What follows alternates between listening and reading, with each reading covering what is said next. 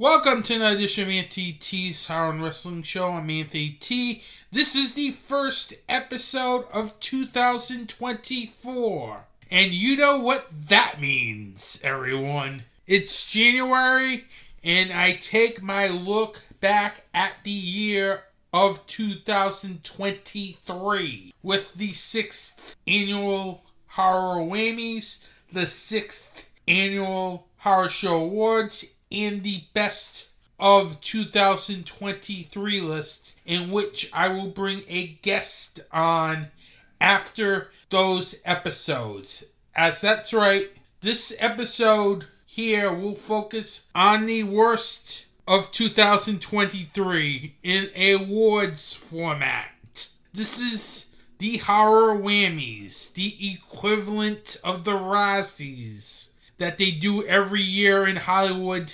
dishonorably giving out awards to the worst in cinema. The Horror Whammies is the worst in horror. That means you get worst actress, worst film, worst independent film, etc., etc. This is usually probably the shortest of the three shows. As next episode, I will do the 6th annual Horror Show Awards, which is like the Oscars, pretty much, in my opinion. And the third episode is the best of 2023 list, where I'll bring someone on to talk about the best films of 2023. These are usually the hardest to produce in terms of episodes. Out of all the episodes I produce all year, these are the hardest ones. So, that's what you have to look forward to in the next month or so here on the podcast. Meaning you'll get no news unless something breaks that's really newsworthy that I have to take time away to talk about. Without any major news breaking, it has to be really major for me to get off the awards format show and talk about it on the podcast. Because I don't talk about news during this time unless it's really a topic that's earth-shattering. It has to be like earth-shattering for me to break away from format of these episodes. So, this episode you got the worst of awards. Then in What's Anthony T Watching, for the next 2 episodes, it'll be 2023 Rewind, where yours truly will be talking about a couple of 2023 films that I did not talk about on this podcast. And there's plenty to choose from because we had a actors strike this past year, so you don't know which 2 films I will talk about. I'm keeping that a secret. So with that, coming up next is the 6th annual Horror Whammies.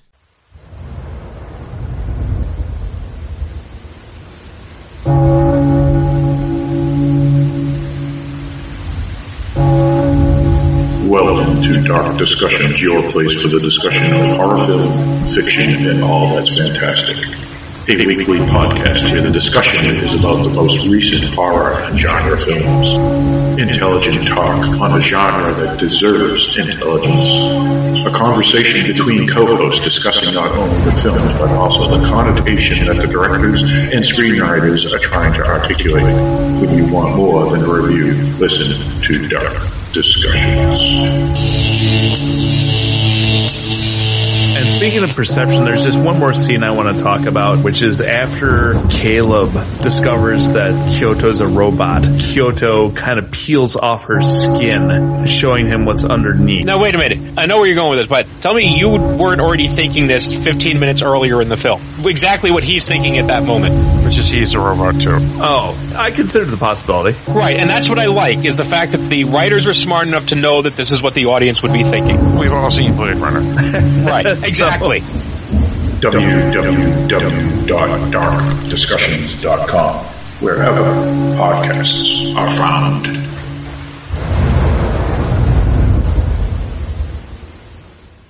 Welcome back. This is the 6th annual Horror Whammies. This is the 6th year I've been doing this on the podcast. Every January, I do this awards type episodes. This is the second year in which the Horror Whammies and the Horror Show Awards have had separate episodes on the podcast. Figured divide it up so we're not here for an extremely long time, like the last new episode of 2023 where we're there for about almost 80 minutes or so. So I don't want to get to that point where yours truly is doing an 80-minute podcast. It's not fun, trust me. I like breather in my podcasts, and an hour is sufficient. That's enough. So with that, I decided last year to divide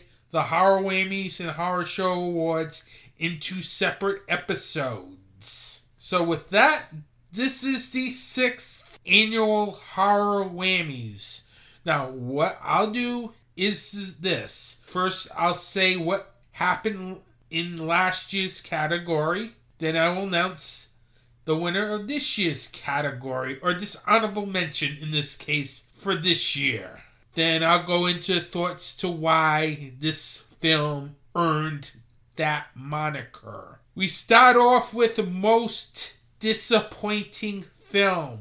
Now, this is an award where I had high hopes going into a film, and it was so dashed that it was so disappointing. And there were a couple films there I felt like this year, I felt like I was disappointed a lot. But this film was basically more disappointing than all the others. Looking back at 2022, I chose Halloween Ends as the most disappointing film. After the year before, I chose Halloween Kills as the most disappointing film. You can see why.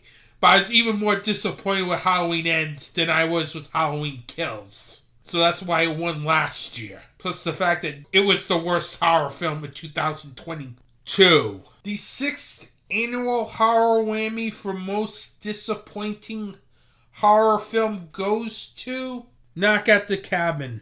That's right, M. Night Shyamalan had a film this year, and this is a film going into I had high expectations for. Even so, it had Dave Bautista in it, so it was definitely going to be a must-see no matter what. It started off good, but as this film went on, it became so predictable by probably the first 25-30 minutes into this film what the end of this film was going to be. It's just the screenplay in this film. It just made it look so predictable. You could see the ending a mile away. You could see if these 4 antagonists holding this couple hostage were telling the truth or not. You could easily see that maybe by the first 30 minutes to halfway through the film that you knew how this film was going to end. And the thing with M. Night Shyamalan films is they're either hit or miss.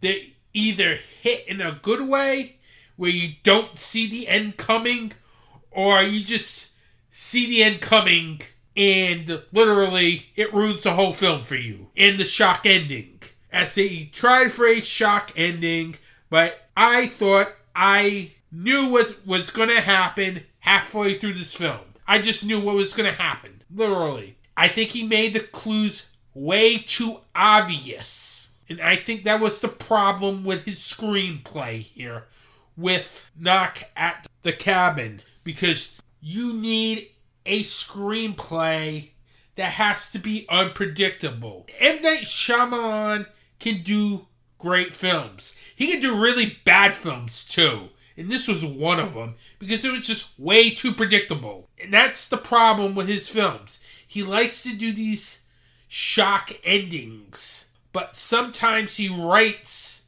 in a way where you see the ending coming a mile away. And when you see the ending coming a mile away, it removes any suspense of what happens. It just bad screenwriting 101. That's what Knock at the Cabin was. Bad screenwriting 101. The fact that it just tries to go for this big shock ending and you are able to snuff it out like I did, right in the middle of it. You can't have that in a film. It takes away any credibility of a film. At that point, you just wait for the film to end to see if you're right. Because if you're right, then it's a bad screenplay. If you're wrong, then, well, you got me. That's the problem with M. Night Shyamalan films. He tries to go for these shock endings every time. He tries to get you off guard. Sometimes it works. Sometimes you catch him. And I kind of caught where he was going with the story and where it was going to end a mile away. And I wanted this film to be good, seriously. But it had a really bad screenplay and a predictable ending. So that's why Knock at the Cabin is my most disappointing film of 2023. Moving on. Why did I watch this film when I knew this film was going to be bad? Last year, I had the remake of Firestarter. I only saw the film because it was on Peacock. If it wasn't on Peacock, it probably would not get on this list.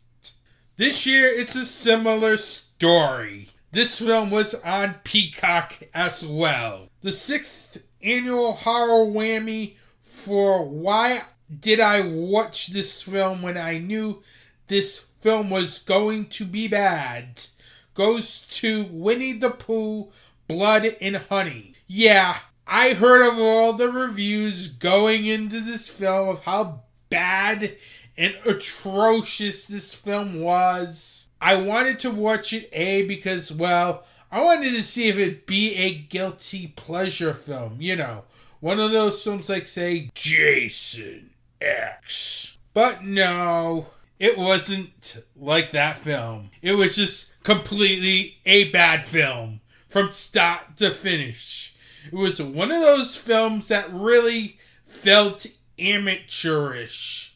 You know, something you would see from like Wild Eye Releasing, SRS Cinema, those labels. As Winnie the Pooh, Blood and Honey was just an atrocious film. It was so atrocious. At one point, I literally had another film, which I will get to later as my worst film of the year.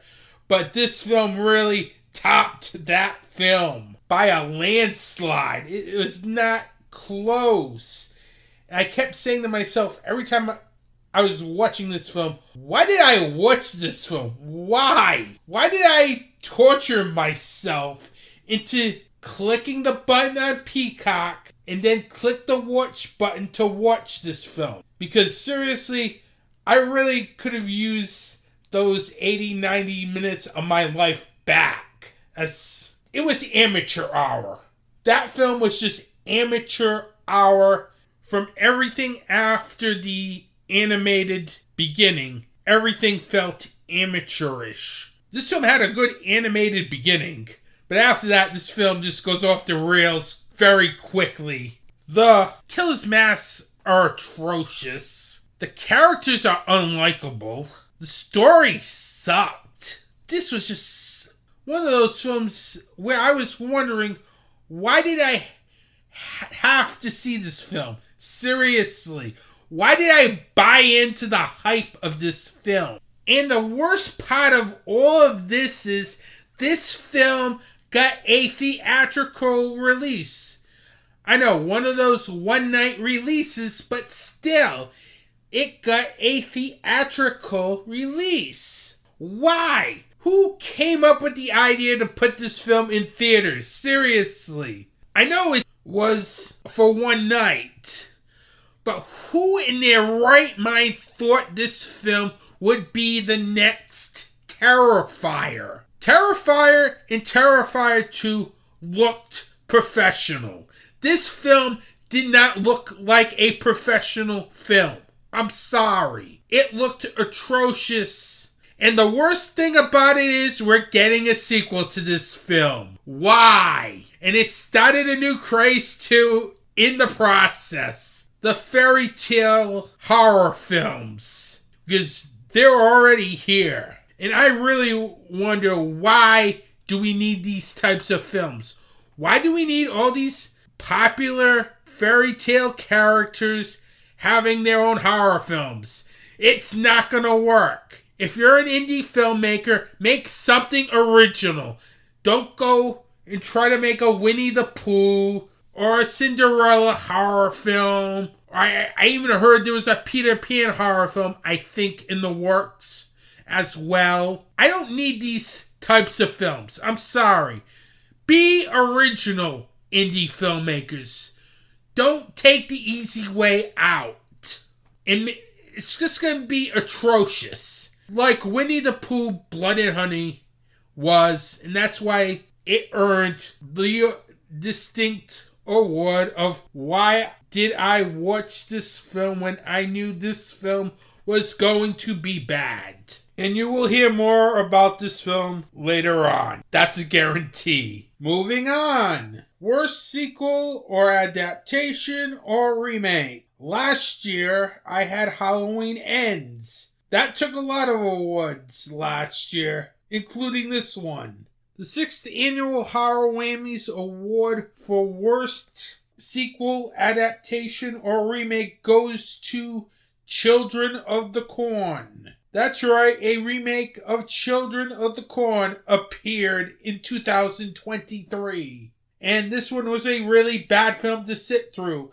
As for most of this year, this film was a film where yours truly thought would be the worst film of the year. Literally. But still, this one was just so bad. Everything. Bad CGI. Bad acting. This had all the ingredients of the worst film of the year type. Because Children of the Corn was not a film I enjoyed at all. I thought the original Children of the Corn was an okay film. It wasn't a great film, but it was a really good film. Why did we really need another remake of Children of the Corn? What was it? The second or third remake of this short story by Stephen King? And it just gets worse. Seriously. It was something that we did not need in 2023. But we got it anyway, courtesy of Shudder. And yes, it was an awful film. It was one of those films that left me scratching my head, wondering why I chose to watch this film. I am not a fan of this gothic, southern gothic horror, rural horror genre of horror. It doesn't appeal to me as much as, say, like vampires, slasher films, zombies, such on. But anyway, since it was on Shudder, and it was a high-profile film on Shudder, I decided to check the film out. And yes, I earned a really bad film for my troubles. This leads me to the next award. Worst Scene or Scenes. Now, this is a category that makes me embarrassed to be a horror fan. I watch a lot of horror films over 2023. In fact, over 100 horror films, to be exact. You'd think it might be a hard time to pick out a couple scenes, but this was very easy to pick out a worst scene or scenes. Because there was such outrage from me that I even said it made me embarrassed to be a horror fan. But first, let me recap last year. I chose for 2022 Corey Cunningham ripping off Michael Myers' mask and taking it for himself. Yeah, that was probably the worst scene in the history of the Halloween franchise. If that isn't the worst scene in the Halloween franchise, name me another one. Because having someone rip off Michael Myers' mask, putting it on himself, and just push Michael Myers to the side and escape. And Michael Myers doesn't chase him and goes on a killing spree for himself. That doesn't happen to Michael Myers. I'm sorry. I don't care if this is old man Michael Myers. It just doesn't happen to Michael Myers. That someone takes advantage of him and runs away scot-free without any repercussions till later in the film. I did not get that at all. I'm sorry. And I still don't get that scene in Halloween Ends. That's probably the worst scene in probably the last 20 years of horror, quite frankly. Anyway, the 6th annual horror whammy for worst scene or scenes goes to the beginning of Children of the Corn. That will make it number 2 for the remake of Children of the Corn. And I did not like the first 10-15 minutes of this film. In fact, I was so outraged that it went in a direction where I don't believe belongs in the horror genre, quite frankly. It just, with everything going on in the world today, that scene really felt unnecessary and just felt very trauma-like. It's like, I don't like it when horror films go after kids, but you implied a character going into a schoolhouse with a gun, shooting people. I'm sorry. I was so outraged by that scene. It made me so embarrassed to be a horror fan. It doesn't need to be in horror. That type of stuff does not need to be in horror. Period. This is something that was out of a trauma film. I expect a trauma film to do that. And I would be angry at trauma if they did that too. Because scenes where you're having these mass shootings at schools do not need to be in horror films. It's disgusting. And that's how I felt. Disgusted at the filmmakers. And I even pointed that out in my review of that film this year. That I was so pissed off at the screenwriters of that film for putting that in the beginning of this film. Because seriously, that has no place in horror. I'm sorry. You can do everything else, but that does not have no place in horror. And it really makes me downright disturbed to be a horror fan when a horror filmmaker goes that way. Horror filmmakers should not be going that way, as that should be a sensitive topic that's off limits. Literally. Mass shootings that imitate current events should not be in horror films. And I think the Children of the Corn remake went too far with that scene. Even though it's implied, it went too far. And it did not need to go there. It was downright disgusting and made me so embarrassed to be a horror fan. And that's why I won Worst Scene or Scenes. Next award, Worst Idea of the Year. Usually goes to an executive or a studio for coming up with the dumbest idea or statement of the year. Last year had Discovery gutting HBO Max while in the process moving Evil Dead Rise to theaters, and the continuing rotation of release dates for Salem's Lot. Well, Salem's Lot was supposed to come out last year, and it didn't come out this year neither. So it continues to rotate release dates as it's still off the schedule. As there's been talk of putting that film on HBO Max now, as that's a rumor. As for Evil Dead Rise going into theaters, it was probably a great idea by Discovery to put Evil Dead Rise in theaters, because it actually did well in theaters.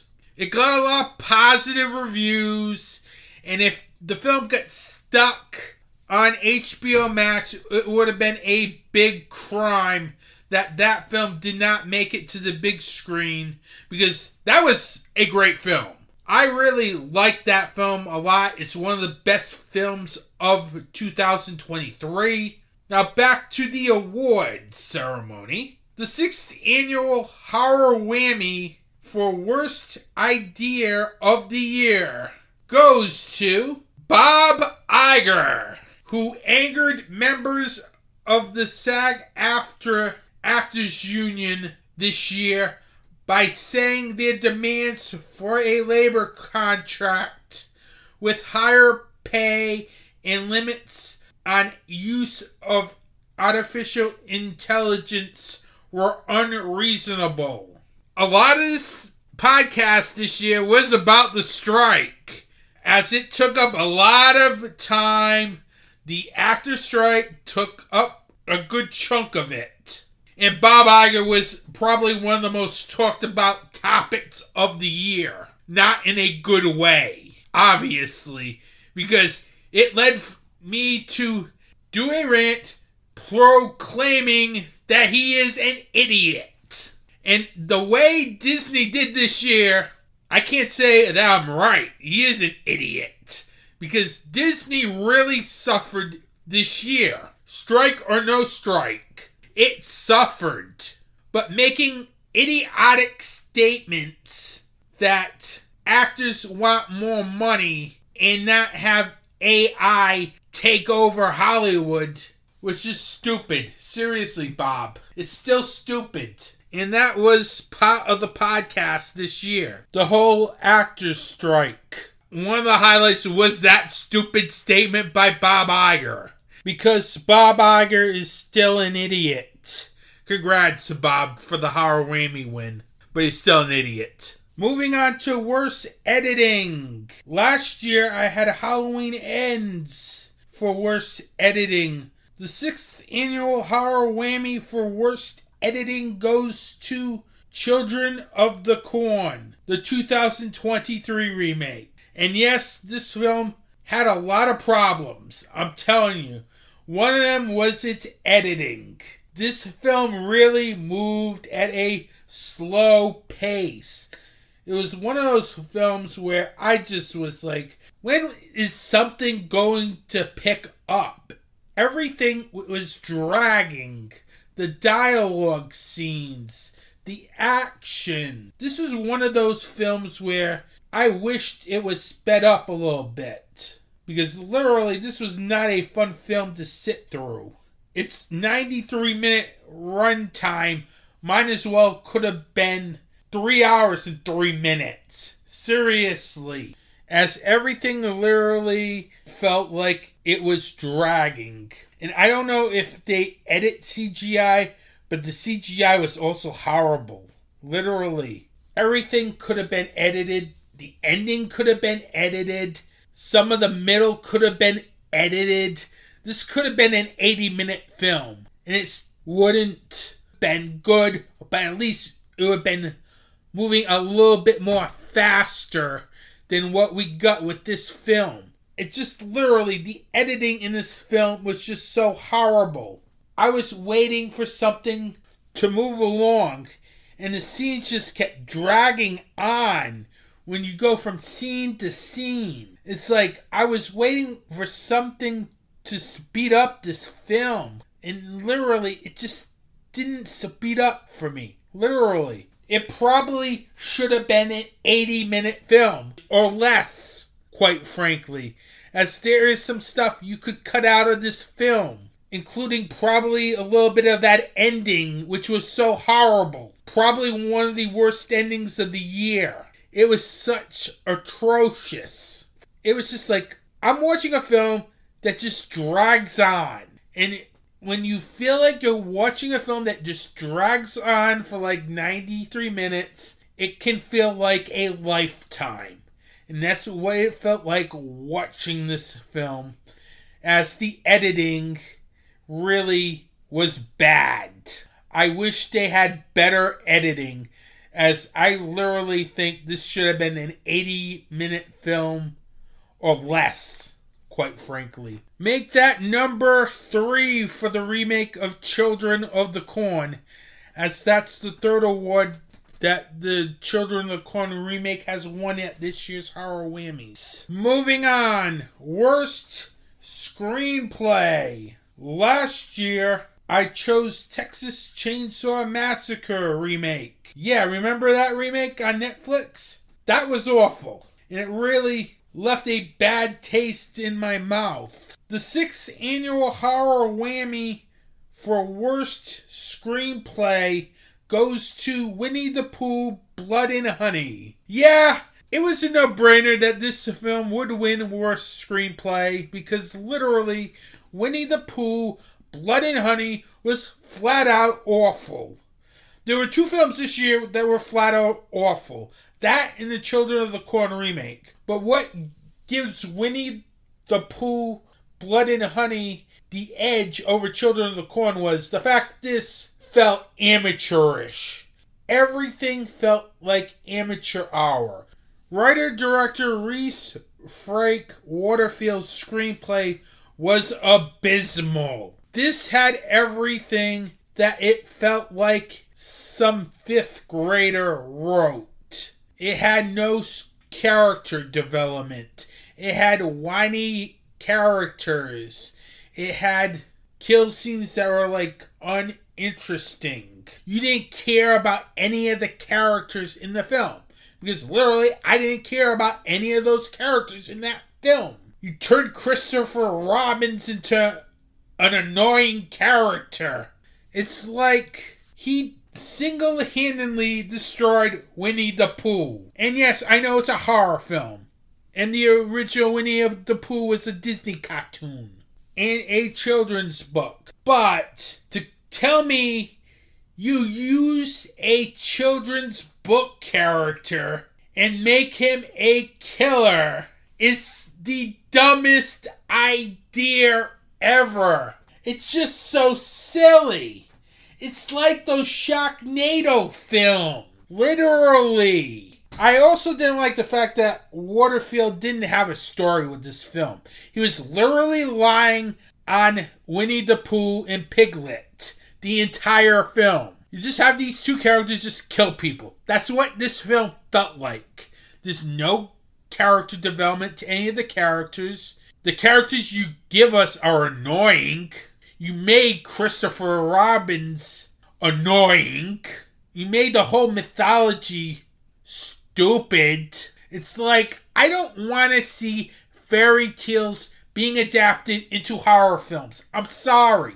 I don't want to see that. But Frank Waterfield apparently is going to continue to do it because he's doing a sequel to this film. And this is not good. Seriously. It felt like it was taking the easy way out in a lot of things in this screenplay. He makes the whole mythology and the Winnie the Pooh character's motives so stupid that it just felt dumb. And the story didn't help matters neither. It's like, you need characters. This is why I clamor, if you're an independent filmmaker, to write your own original screenplay. Because I respect indie filmmakers who write their own screenplays and fail than indie filmmakers that tend to use the latest trends or use now fairy tale characters in their horror films so they can get their films brought by a distributor. And that's ridiculous. It's garbage. And Winnie the Pooh, Blood and Honey was garbage. And atrocious. Make that number 2 for Winnie the Pooh, Blood and Honey at this year's Horror Whammies. The next award, Worst Actress. Last year, I had Sarah Yakin for Texas Chainsaw Massacre. The 6th annual Horror Whammy for Worst Actress goes to Jenna Malone for Consecration. Now, Consecration was a bad film. It was literally one of the worst films I saw this year. And one of the reasons why I did not like this film a lot was its lead performance. And Jenna Malone is usually a good actress. She's done some good work in the past. It's just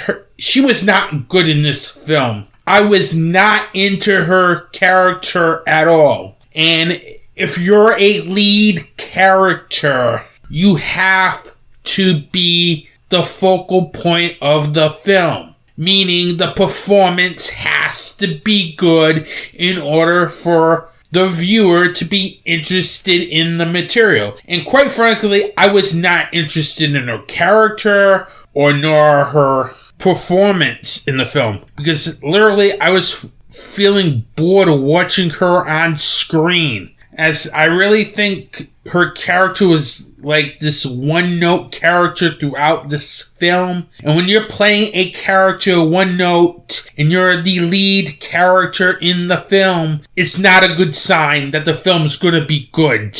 And it was not good. I've seen bad films where there's good performances in it. This didn't have it. I was literally bored. I did not care about the character's search for the truth, nor the time she spent in the convent. I didn't care for any of that, as I was literally bored of watching this film. I wanted this film to be good. I thought this would be a good film, but it was not a good film. Instead, it was a very boring film. And Malone really did not do a good job in making sure she had a good enough performance to keep you at least interested in the material. Because, let's face it, the film also has problems. Screenplay, direction, all that stuff too. But it's the performance that really made me not care about this film at all. And I like Jenna Malone, but not this film. And that's why I gave her Worst Actress for Consecration. Next up, Worst Actor. Last year I chose Jared Leto for Morbius.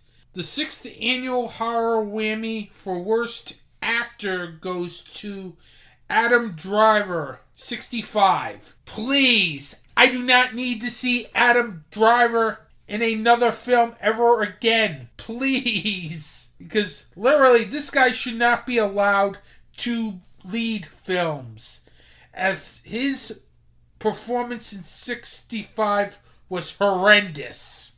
I know, it was a 90-minute film, but still, it was so horrible. This sci-fi, borderline horror film, which is horrible. Literally, from start to finish. And a lot of it had to do with Adam Driver in this film. Because I don't buy him as a lead actor. He has no charisma, period. He never had charisma in the Star Wars films.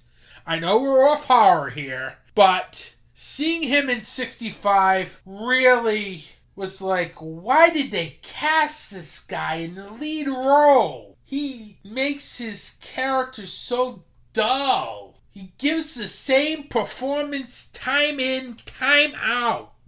At times, I thought I was literally watching the Star Wars films that I was in, because that felt like the same performance as those Star Wars films, where he's just going through the motions with the way he portrays his character. I do not buy Adam Driver as an action star. I'm sorry. I don't. I don't buy him as a horror star. I don't buy him as a sci-fi star. I don't know if you could have gotten anybody to play that role very well, but to choose Adam Driver was the worst choice of them all, because literally he brought nothing to his character. He just felt emotionless throughout this film. I want to see a character have some emotion, especially when you have action scenes. Like, he doesn't have any emotion to the character he's playing. It literally put me to sleep. And I like watching these types of sci-fi, borderline horror films, but I'm sorry, Adam Driver does not need to be a lead actor, because he is not a lead actor. He may be a supporting actor, but his presence throughout this entire film really brought this film down. Literally. It's not even a guilty pleasure film. It's just one of those films where I felt like I was watching paint dry, and the lead performance felt like I was watching paint dry. I'm sorry. Adam Driver does not belong as a leading man in Hollywood. Sorry. 65 is proof that he cannot handle a big-time film. And he's not an action star. I'm sorry. Or a horror star, or a sci-fi star. as his performance in that film was awful. Probably one of the worst lead performances I've seen in a couple years, quite frankly. As it was nothing good about 65, but it really got hurt by its lead performance. And I'm sorry if I'm going on this rant about Adam Driver, who should not lead a action film, but 65 is definitely Exhibit A in why he should not lead those action sci-fi horror films. We have 3 more awards in this year's Horror Whammies, and it all has to deal with one film. So, first let's start off with Worst Director. Last year, I had David Gordon Green for Halloween Ends. This year, the 6th annual Horror Whammy for Worst Director goes to Reese Frank Waterfield for Winnie the Pooh, Blood and Honey. Waterfield's direction here was equally as horrible as his screenplay. He doesn't do a good job in the way he gets his cast to be interested in the material. Like I said before, this film felt like amateur hour. Waterfield did not do a good job with the way he directed this film. And it really shows in the performances. Everything falls flat. Everyone's annoying. It's just annoying. Seriously. Another thing that Waterfield really doesn't do with this film is able to make sure that everything is running smoothly. Because in your direction, you need to make sure the performances are very good. You need to make sure all aspects of filmmaking are good. This film had none of that. It literally felt like some random indie film that I would watch from SRS Cinema. It's like he did not care about making sure that the action made sense. It felt like characters are running around for 90 minutes. It just got so irritating to watch, literally.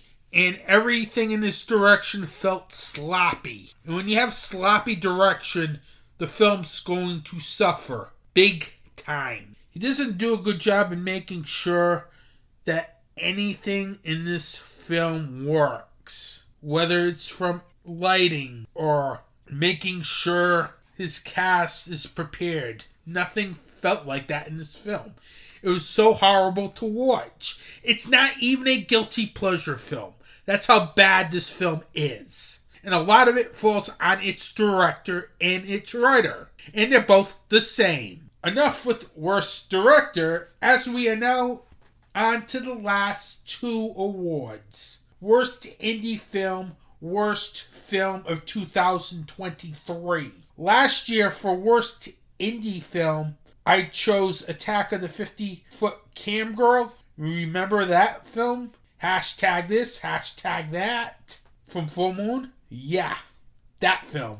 And worst film last year was Halloween Ends. Yeah, remember that film where Old Man Myers has his mask stolen? Yeah, that film. That did happen in a Halloween film. The 6th annual Horror Whammy for Worst Indie Film and Worst Film of 2023 goes to Winnie the Pooh, Blood and Honey. And yes, this is definitely well deserving of both of those awards. This is an embarrassment to independent filmmaking. The way that Reese Frank Waterfield cheats his way to getting a theatrical release in the United States by using a fairy tale character. I know, it was a one-night theatrical release, but still, you don't see many indie filmmakers just cheat their way to the theaters like Reese Frank Waterfield did with this film. Because if you're going to use a literary character from a fairy tale, it's probably going to be a very bad film. Literally. And I really took exception to the fact that this film got a theatrical release while other indie horror films that are on streaming don't get a theatrical release. I just don't get it. Seriously. This film is crap. It is literally boring. It is filled with everything that makes a film so bad. Bad screenwriting, bad acting, bad direction, bad cinematography. All that stuff is in this film. How did this film get a theatrical release? I just don't get it. And I've seen some indie horror films that struggle to even get distribution, while this film gets an theatrical release and a Blu-ray release from Scream Factory. That is just ridiculous. Seriously. It gives independent filmmaking a bad name. And this film is garbage. It's like giving Glenn Danzig 500 screens across the country. That's how equivalent of bad this is. Winnie the Pooh, Blood and Honey is a film that should have never made it into theaters. It should have never been released by Scream Factory. It should have never been streaming on Peacock. I forgot about that too. It's on Peacock as well. All the stuff that this film achieved by cutting corners, by not being original. I don't like those types of indie filmmaking. I'm sorry. It just gives the whole independent film industry and the film artists a bad name that an independent film like Winnie the Pooh, Blood and Honey gets all this attention, and films that aren't original don't. And before you say, oh, what about Terrifier? Terrifier 2. Why did that get a lot of screens? Terrifier 2 is an original film. It was based on an idea by Damien Leone. Winnie the Pooh was based on a children's TV show and children's books. There's a difference. One's an original creation and one's a creation that fell into the public domain to be used now in horror films. You can see why I'm upset at this film. And I saw this film without any bias, and that's how the film came out, as an awful film. And it felt like something I would see from Wild Eye Releasing or SRS Cinema, not from Shudder or Screambox. I'm sorry if I'm ranting about this film getting the success it got this year, because literally that's not what I want in horror films. I want original stories, original ideas, not stories based off children's books or based off Amityville. None of that. This brings Winnie the Pooh, Blood and Honey to 5 horror whammies, the most this year at the horror whammies. With a quick recap of the horror whammies, besides Winnie the Pooh, Blood and Honey getting 5 horror whammies, Children of the Corn remake gets 3 horror whammies, Consecration gets 1 horror whammy, Bob Iger gets 1 horror whammy, 65 gets 1 horror whammy, and Knock at the Cabin gets 1 horror whammy. And that's the 6th annual Horror Whammies. Hi, I'm Anthony T. And I'm director Andrew Duran, and we are the Two from Hell. And we're putting Rated R back into podcasting. Every month we will be dropping an episode on the Dark Discussions Network. We'll be chatting about some of our favorite films, news, reviews, and maybe interviews. You can find Two from Hell on Apple Podcasts, Google Podcasts, Spotify, and other podcast providers. And don't forget to like us on Facebook and Instagram at 2 From Hell Podcast. Trust me, you're seriously not going to want to miss the show. Every day there's a family struggling with hospital bills to care for their sick child who is fighting an illness. There's a woman who is fighting breast cancer and is having trouble making ends meet while paying for their treatment. And there are burn victims that are going through treatments to heal their deep wounds.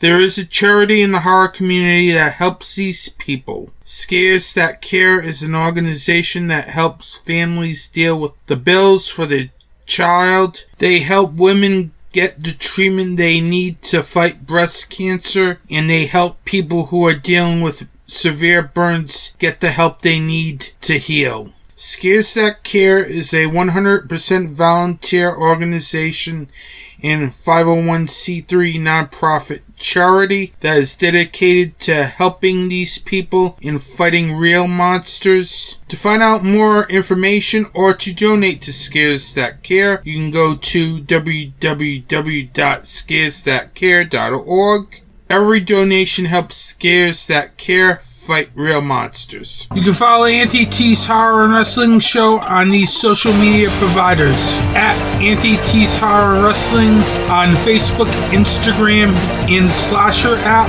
You can find Auntie T's Horror and Wrestling Show on Apple Podcasts, Google Podcasts, Spotify, and other podcast providers. You can also listen to the podcast at youtube.com/@FilmArcadeMedia and DocDiscussions.com.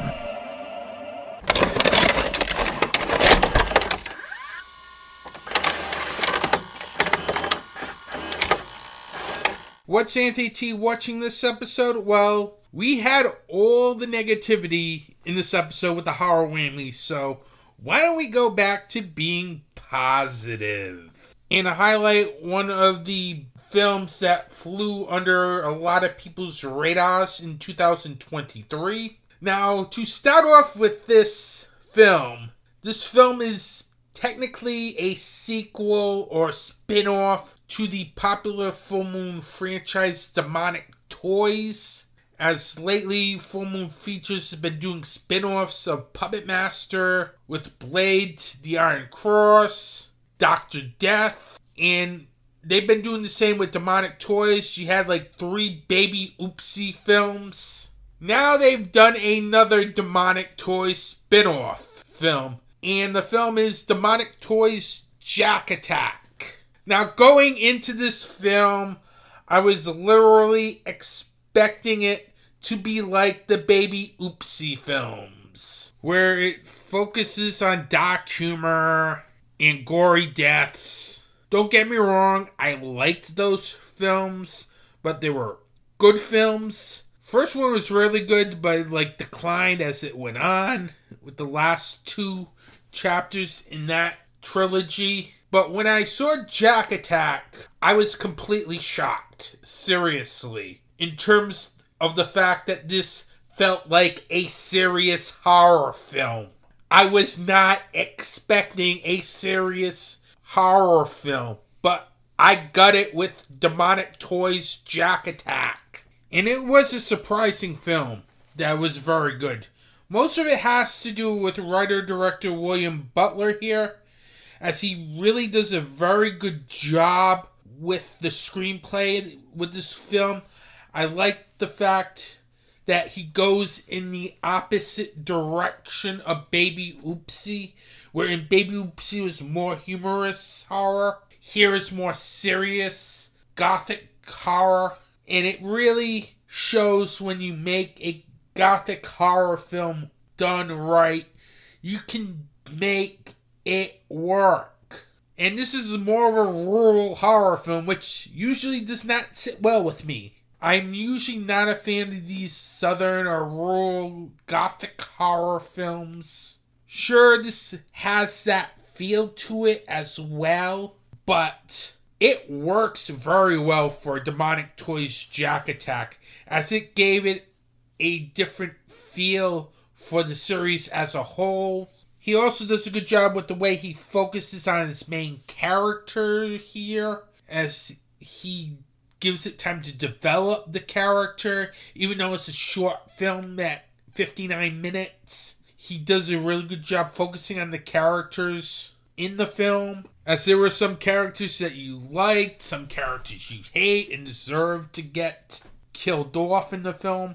I also like how he came up with the death scenes in this film, as there were some really good ones in this film, which is very rare for a full moon film, as that seemed to be the theme with some of these full moon films this year. The death scenes were good, which usually aren't the case. If you want to see a film with really crazy death scenes from full moon, see Bad CGI Gator. That's insane. But back to Demonic Toys Jack Attack. I liked how Butler came up with the death scenes, as there had some really good death scenes in this film. Very gory, to say nonetheless, as they were well executed, had an intense feel to them. He built up the deaths very well, which made it a very interesting film. Another thing that makes this film very good was the performances in this film.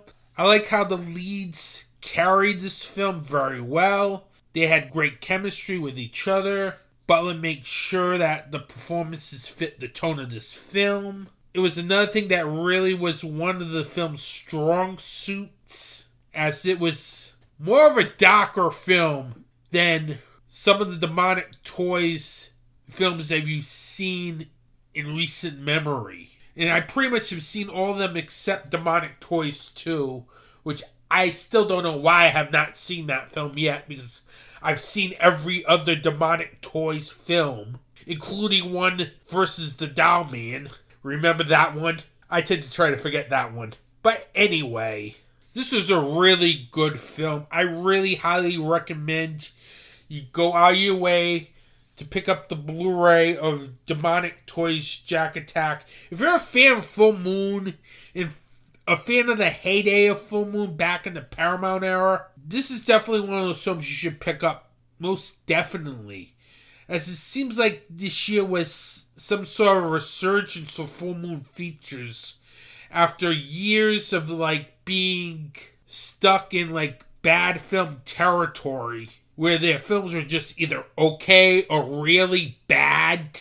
This year they really came back with vengeance, and this was one of the films that really helped Full Moon features come back to where they were, as this is a very good film. And it definitely was worth the Full Moon streaming subscription. In fact, I really think that whole back half of 2023 was a great series of films from Full Moon Features, as it wasn't a bad film in the bunch. So really go out of your way to check out Demonic Toys Jack Attack, which is currently available on Blu-ray and DVD over at Full Moon Horror. Will be available at retail soon. With its dark and ominous tone to its gory action, Demonic Toys Jack Attack is a very entertaining film, and it's the best Demonic Toys film since the original. 5 stars. I can't believe I'm saying that. Even though I was left wanting more, it's a 5-star film. But anyway, go check out Demonic Toys Jack Attack. Well, that was part 1 of 3 in my look back of 2023. Next episode will be the Horror Show Awards, highlighting the best in horror. Then the episode after that will be the top 10 films of 2023, where I'll bring a guest on to chat about the top 10 2023 horror films. With that, if you like this podcast, you can subscribe to this podcast on Apple Podcasts, Google Podcasts, Spotify, Pandora. You can stay current with all the information about the podcast on social media, and new episodes dropping over on Facebook, Instagram, and the Slasher app at Anthony T's Horror and Wrestling. And Anthony T's Horror and Wrestling is the official Facebook group as well. With that, I want to thank you for listening to this podcast, Have a good day. Support indie wrestling. Support indie horror.